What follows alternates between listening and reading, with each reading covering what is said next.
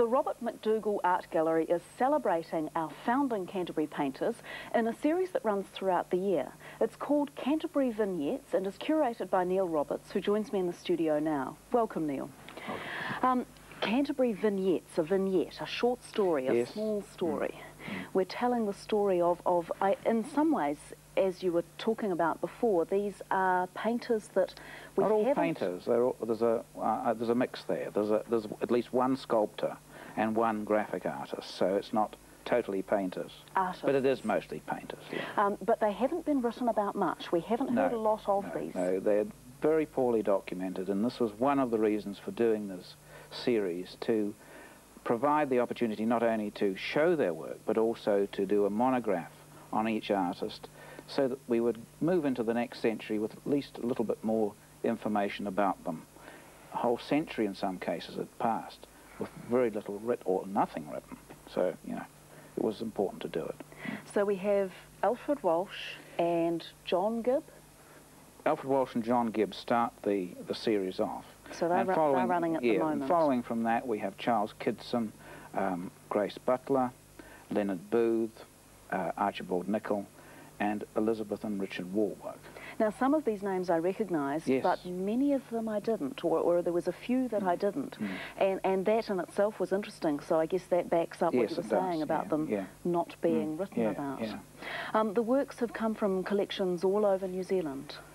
Initially, I tried to source them all locally, but then I realised that, for instance, someone like Charles Kiddson, the only works that had survived were with his family, apart from two pieces in the Robert McDougall.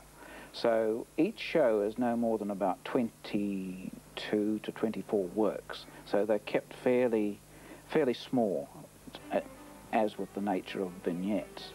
So we had to get works from other quarters, Now, John Gibb was I guess in some ways a classic Victorian romantic, in the fact that he painted specific scenes and dusk scenes and He was a product of the academic sort of school of the 19th century in Scotland, and where he had sort of developed it with the Glasgow painters of that period, prior to sort of the Impressionist influence. And he was very much a traditionalist in painting. Also an acclaimed marine painter. Well, this was his focus in painting when he came to this country. There's no question about it that at that time, particularly in the 1870s, 80s, he became very much the marine artist. In fact, by the turn of the century, he was being called a veteran marine painter. And apart from E.W. Gifford, who was an Oamaru painter, there weren't many artists who just focused on marine subjects. But that wasn't all that Gibb did. In this show, there's an emphasis on that because it was the strength of his sort of brush, as it were. And Alfred Walsh, who was very obviously quite taken with the rawness of the country. Otira, Kaikoura. Well, Walsh was a product, a colonial artist who grew up in New Zealand. He was a great pantheist, great interest in nature, and nature was a wonderful force for him. And so he was a plein air painter, in contrast to Walsh, who was very much a studio artist.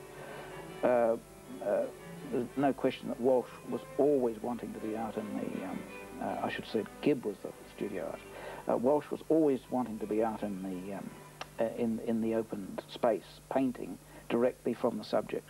That was something that got me thinking as I was wandering around the exhibition, particularly in the Alfred Walsh section, was the fact that in the times that he was painting, the late 1800s, early 1900s, he would have had to have travelled very roughly and a great deal of time frame involved in... Well, no, in those days they could travel to Kaikoura, for instance, by steamer.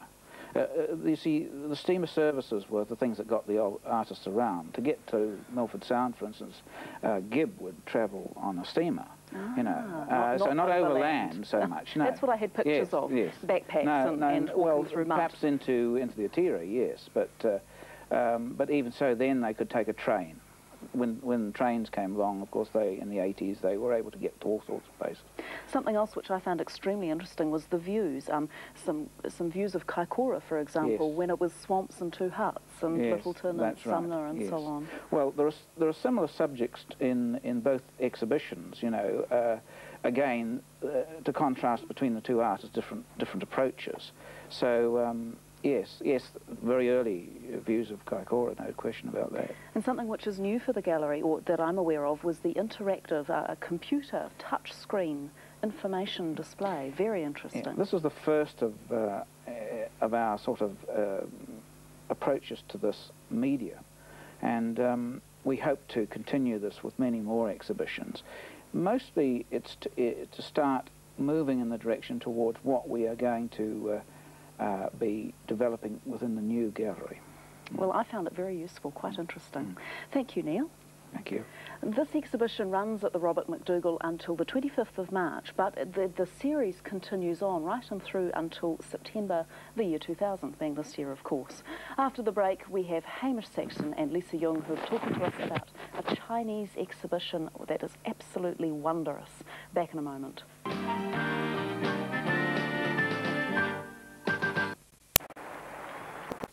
Now,